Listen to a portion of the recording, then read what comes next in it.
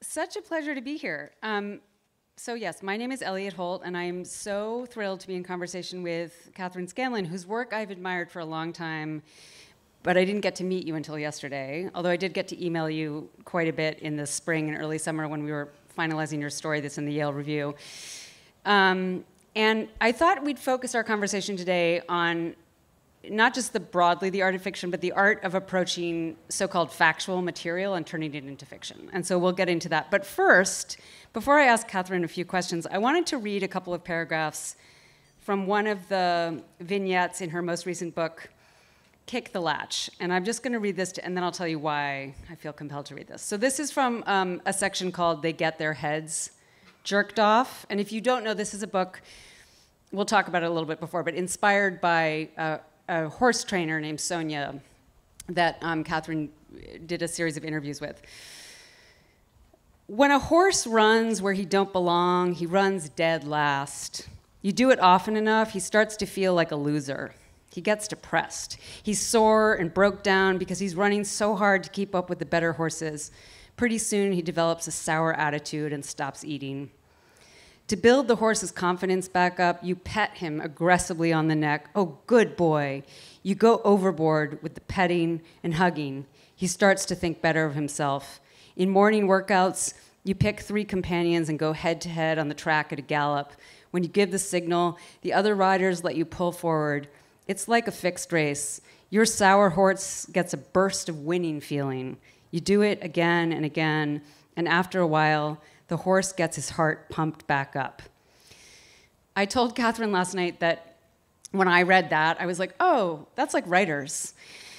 You get rejected enough and you start to feel like a loser and you want to give up. And what I love about the Wyndham Campbell Prizes is it's like petting these really talented writers and being like, no, no, no, you good boy, you keep going. And so I just want to say I'm so glad that you won this prize. And did you feel a little bit like one of these horses who was like, yeah, I'm a winner. Like, now I can keep winning. I mean, no, this is a huge compliment because we all feel like losers a lot of the time. And that you need to win sometimes. Yeah. Yes. No, I feel like that line from that particular section, it really, it stays with me, and it like pops up in my head kind of often, actually. You know, he starts to think better of himself. Like, there are a lot of things like that I feel like, having talked to Sonia, like, I don't know, you know, I don't want to call them words of wisdom because it sounds corny, but just phrases that stay with me that are helpful, I feel like. Yeah, and when Mike Kelleher zoomed to tell you you'd won a Wyndham Campbell, you were like, I'm starting to think better of myself, perhaps. I mean, it's like a really incredible prize. Anyway, so I want to talk to you first about your first book, Og9 Fog, which is a novel, as many of you know, constructed from sentences that were in a diary you found at an estate sale. And so I wondered if you could just, some people may have seen the Wyndham Campbell video and seen the incredible footage of that diary, but I wondered if you could just talk a little bit about the actual diary and, you know, how you found it and worked with it as material, and when actually you started to see it as material for fiction. So the diary, yeah, there was footage of it in the video last night, but it's a 5-year diary, and the woman who kept it was in her 80s when she started writing in it. And you know, 5-year diary, I don't know if you guys know, but like for each date, there's each year. So like when you look at each page, it's like that date on this year, you know, each of the 5 years. So it's a thick book, and she completely filled it. Very dense, like very small handwriting, sort of like cramping it in to try to fit as much as possible. And then she also filled the whole back of the book where you can put like addresses and notes and things. So I think that when I first got it, I just loved how it looked because the writing was beautiful. She uses blue and black ink. At some point it got dropped in the water, so a lot of the ink has bled. It's really beautiful. The spine is like, you know, taped up, but the tape is dry and cracked, and so I just liked it. Just seemed like a kind of a magical object to me, and I just had it for a little while, and I was going to do something with it visually. I was thinking about taking the pages out and sort of like framing them in blocks or something like this, but then at a certain point I started to read it and was just so taken by it, by the way that she was writing about her life as a woman who is living in a smaller, not like a super small town, but like a smaller town in Illinois near where I grew up in the late 60s and early 70s. And she really seemed to have this community around her, and a lot of her friends were dying. Her son-in-law dies during the course of the diary. And so I don't even really know why I started doing it. I mean, it might even, speaking of like the influence of Lydia Davis, I feel like it might have been reading her talk about how when she was starting out, she would just type out Beckett, to try to deconstruct like how he was doing what he was doing. And like Joan Didion used to type out Hemingway. I think a lot. It's I still do it. It's even if you're just copying it out in your notebook, maybe, if you don't type it out. But so I just started, when I was reading it, there were just things that really, I loved all of it, but there were certain sentences that would kind of like, oh, I really love that one, or that's really a heartbreak, so I just kind of started keeping this document of it and didn't really know, if I was going to do anything with it. It was just an exercise, I guess. At a certain point, I put together a version and sent it to Diane Williams at Noon. And that version was, much different than what the book ended up being, because that was this very dense, almost like a run-on sentence. It was like a block of text, and so that was in Noon in maybe 2011, I think. I sent it to her in 2009, I believe, but then after that came out, I felt like I wanted to do more with that book. I wanted to do more with this diary. I felt like there was more there, and I felt like I wanted to make it into a book. So I started kind of stretching out those lines, because I felt like they needed space around them, and I was picturing the page as this kind of stage, and these lines that are seemingly very sort of like homely, simple, basic, like very daily kind of observations about weather and animals and neighbors and food and all this kind of stuff. But I wanted to give them like a weight, I wanted to give them like space to breathe and an importance. So that's, and then I worked on that for a ridiculously long time. Just years. I was just playing around with what goes in, what comes out, what gets paired, what order do things go in. I found the 5-act structure like at the very end kind of, and I actually figured out the title at the very end as well. The title comes from a scrap of paper that was inside the diary, and the only thing that was written on it was Og9-Fog, and so that's where that came from. Yeah. It's funny because even if I didn't know you'd been in Noon reading your work, I was like, this is a Noon kind of writer. Like, for those of you who don't know, Noon is a magazine, it's an annual, and Diane Williams started it, right? But there's a certain kind of, I said this to Catherine yesterday, but there are a certain group of writers I think of as sentence artists, and what I mean is they're just extraordinarily attentive to the sound of the individual line. And those writers include Diane Williams and Lydia Davis and Amy Hempel and you. And which also got me thinking about a piece of writing I always assign to students when I teach, which is Gariel Lutz's essay, "The Sentence is a Lonely Place." Yeah. And that began as a talk at the Columbia University MFA program and then was turned into a piece in The Believer. And I just want to read this part from Lutz because this it absolutely makes me think of your writing. Lutz writes, "The sentence, with its narrow typographical confines, is a lonely place, the loneliest place for a writer. And the temptation for the writer to get out of one sentence as soon as possible and get going on the next sentence is entirely understandable. In fact, the conditions in just about any sentence soon become, shall we admit it, claustrophobic, inhospitable, even hellish. But too often, our habitual and hasty breaking away from one sentence to another results in sentences that remain undeveloped parcels of literary real estate, sentences that do not feel fully inhabited, the wind, or settled in by language. So many of the sentences we confront in books and magazines look unfinished and provisional and start to go to pieces as soon as we gawk at and stare into them. They don't hold up. Their diction is often not just spare and stark, but bare and miserly." which is like not your problem. You are developing the real estate of the sentence, and I wonder if you could just talk a little bit about like how you think of the sentence, because you're, you know, it's clearly like that's the real estate you're working in, no? Yeah, I think, I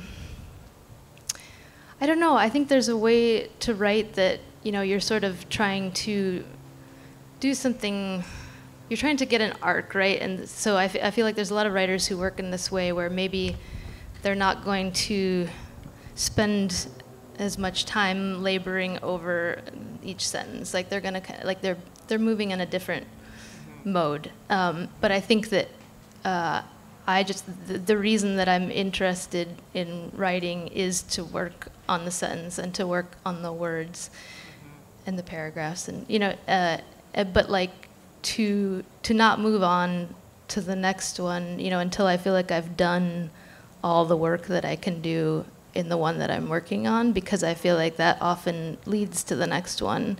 Like I might think I know where I'm going, but actually the thing that I'm saying in the sentence that I'm working on makes me realize that that's not what I meant at all, and this is instead what I'm interested in thinking about, you know, and trying to. Or like the sound is the thing that leads to the next sentence. It's not that the plot is the engine, or that the sound becomes, or the tone becomes its own kind of train that you follow. Yeah.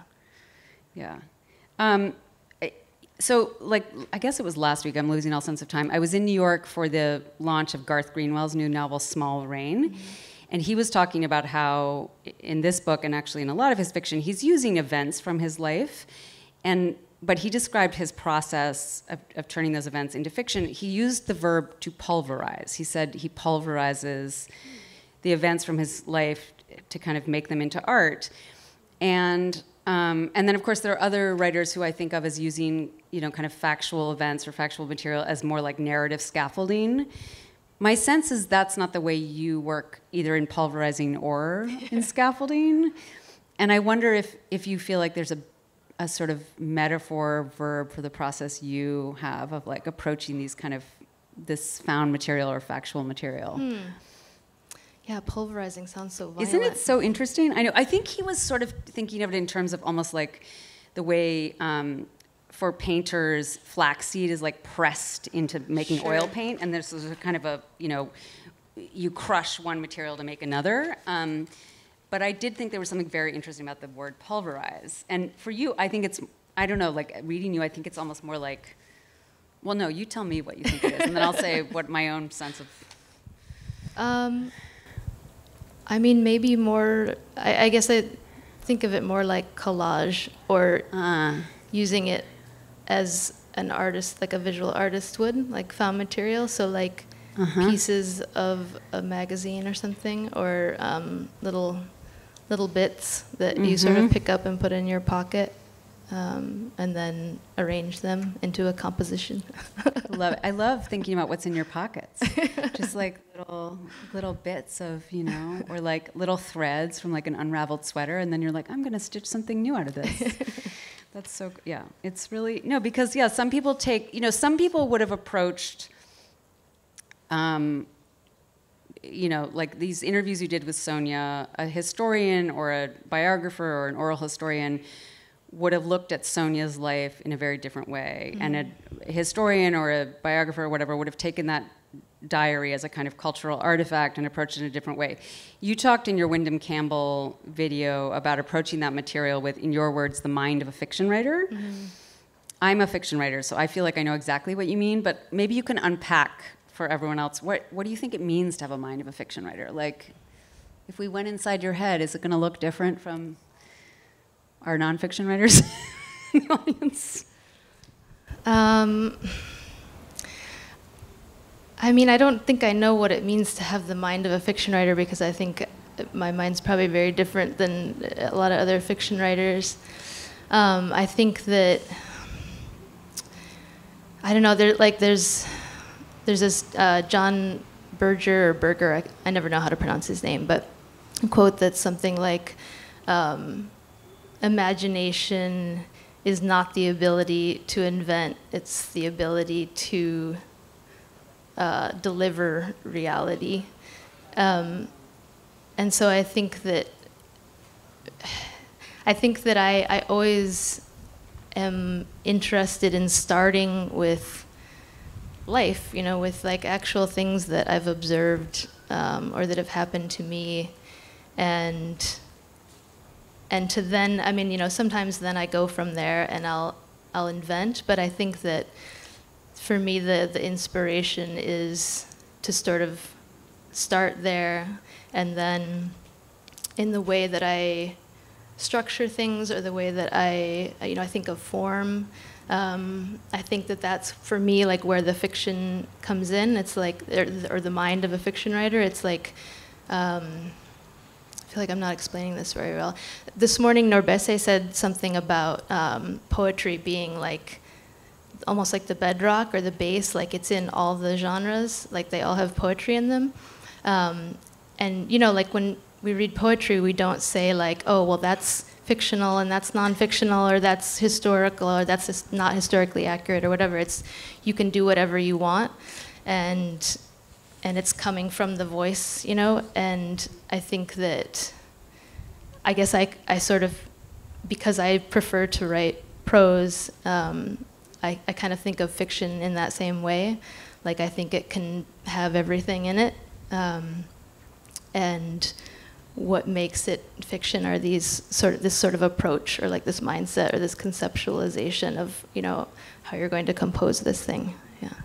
Yeah, I mean, I still think there's a like a narrative impulse, even if it's very compressed. And Yeah. I just have one more question for you, and then I think we might open it up because to have some student questions. But in addition to being a kind of sentence master, I think you're a master at selection and compression. And I think so much of early fiction writing, I think a lot of it is just like learning what to leave out and what to, you know, there's a lot of, I feel like every time I've taught or edited, it's really a lot of cutting that you do, where you're like, I'm not sure you need this.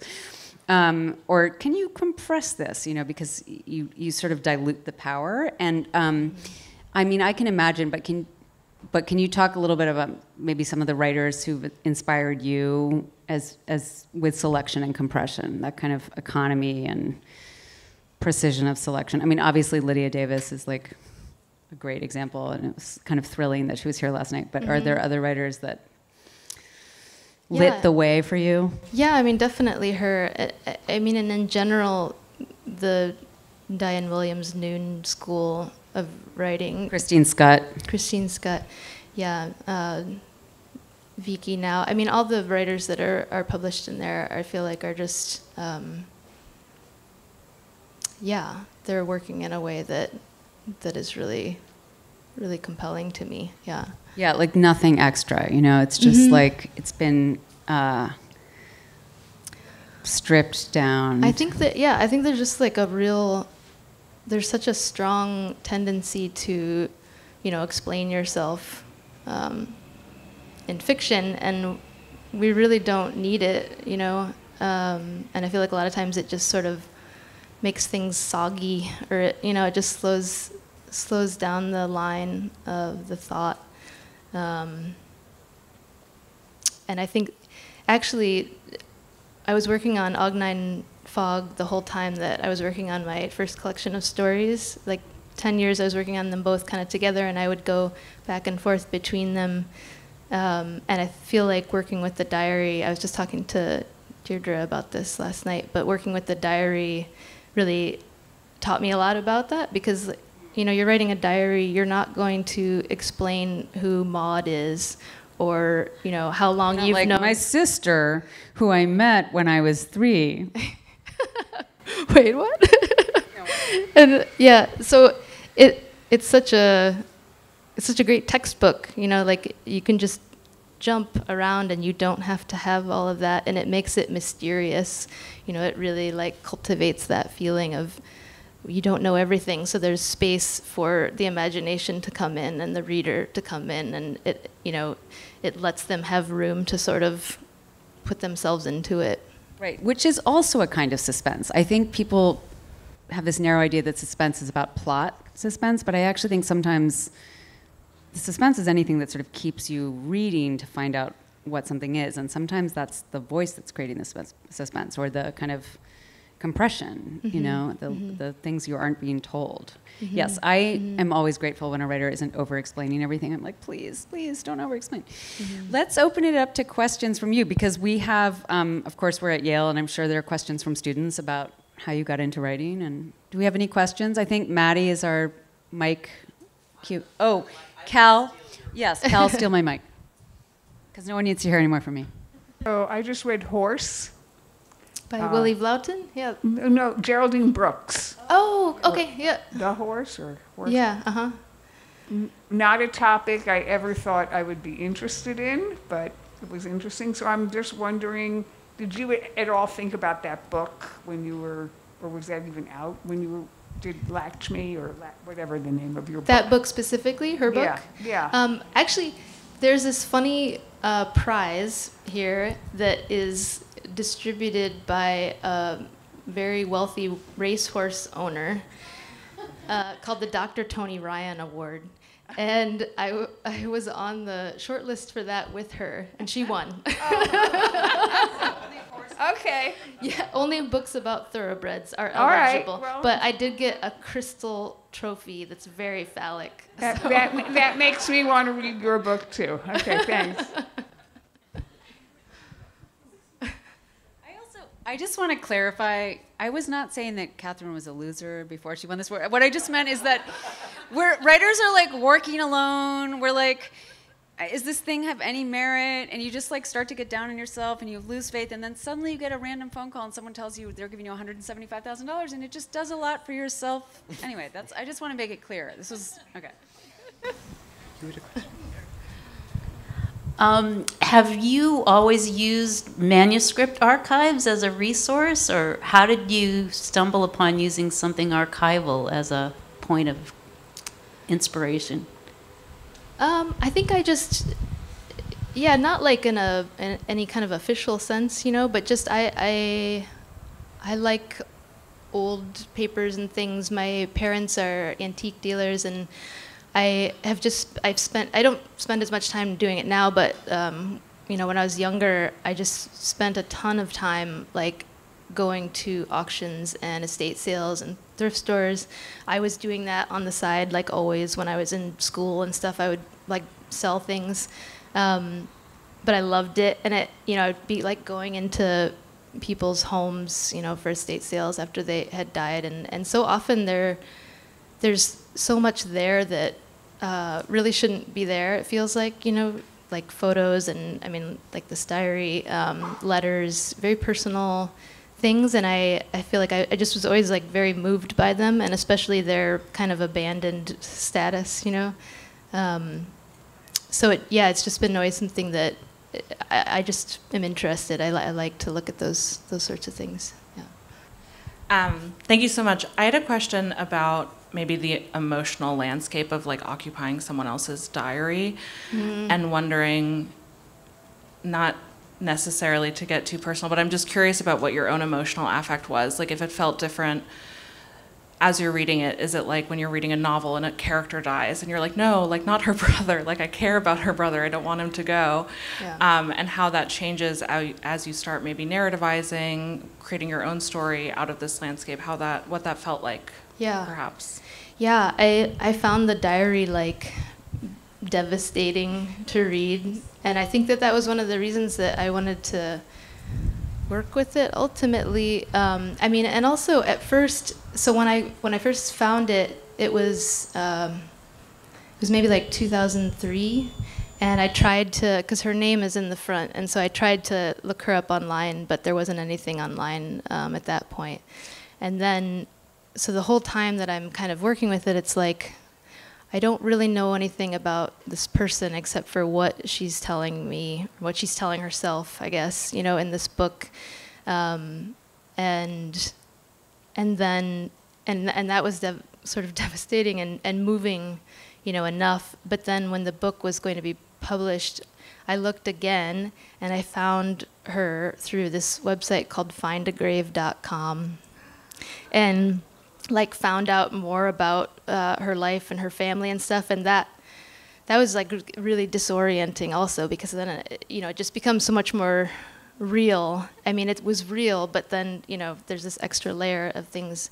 And I think that also one of the reasons why I worked on it for so, you know, like 10 years was that, you know, I was also just trying to figure out, like, is this okay to do this with this material? Like, is this, you know, yeah. Thanks. Oh my goodness, so many things racing through my mind right now. Hey, I'm back here. Oh, sorry. Yeah. I'm China. I'm at the School of Drama right now. Hi. That's fascinating. Find a grave. I started reading The Power of Myth by Joseph Campbell, and understanding that myth has this purpose of educating and sort of shaping society and culture. I'm curious about your point of view about fiction and the difference between myth and fiction, and how you don't get caught up in making this story that has so much weight and history, but still, you know, in a fictional way that's light, or, you know, with less of a straight purpose.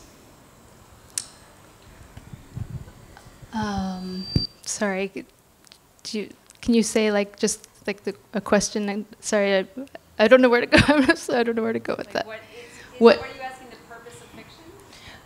How you differentiate between myth and fiction, and how you talking about writing into the space. What is your actual method in doing that? I guess I don't know that I think about myth that much when I'm working, and I have sort of like a woefully poor reading past of, you know, of mythology. I feel like there is sort of what feels like a natural way that a story can cross over into that territory, but I don't think it's something that I'm able to, like, cultivate or try to do. It feels almost more, I don't know, sort of like this ancient shared human language or something that sometimes symbols or scenes or objects can kind of, like, magically jump into that territory when you're working, but, you know, there's no guarantee, or, like, there's no way to make that happen for me anyway. Yeah.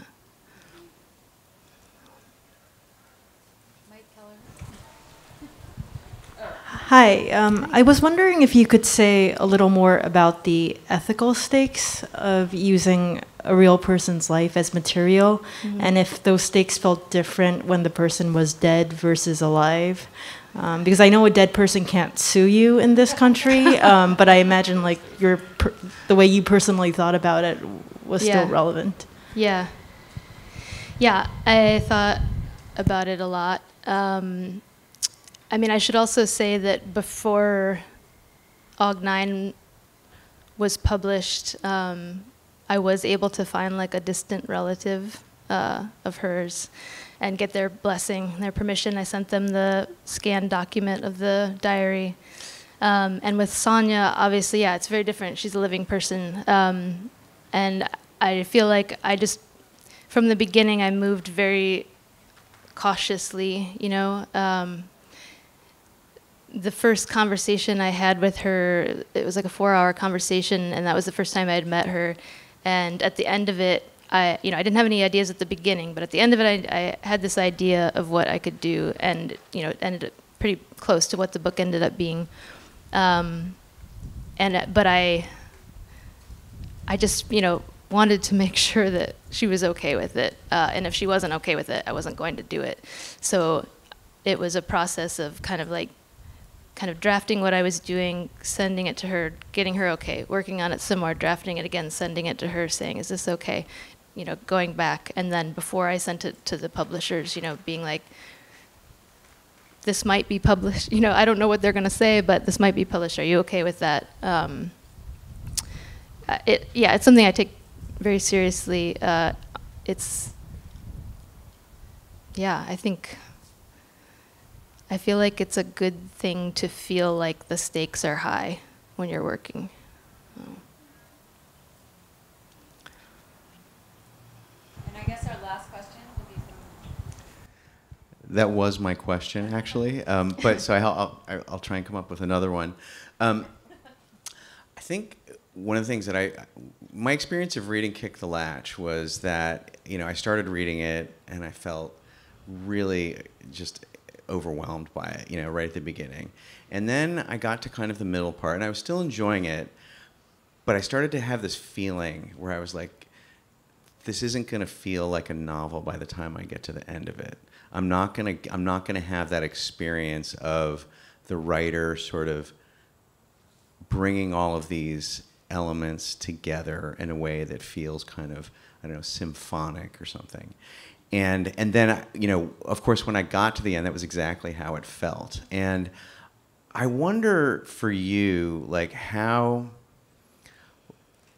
what point does it start to become fiction for you? And like, how do you know that that's what it is? And how would you describe, if you can describe, what that thing is that, I'm feeling resistance to when I feel like it's going to end up being nonfiction versus fiction? I think that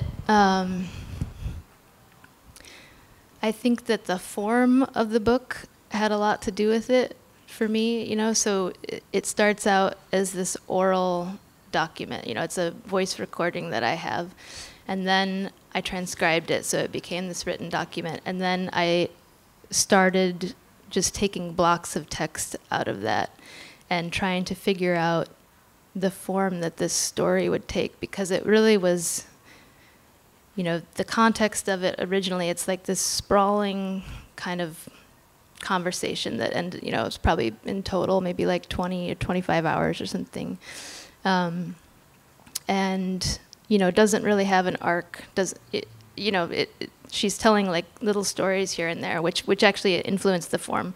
And so I think that the mindset of the fiction writer, or the approach to making it into a novel, was to shave a lot of it, first of all, and to shape it into this very like structured form, this very deliberate form. These little vignettes that have been carefully constructed that have titles, and then the way that those progress from one to the next over the course of the book, it's very different than the original, and I think that arc or that form or that structure is a big part of what does make it a novel.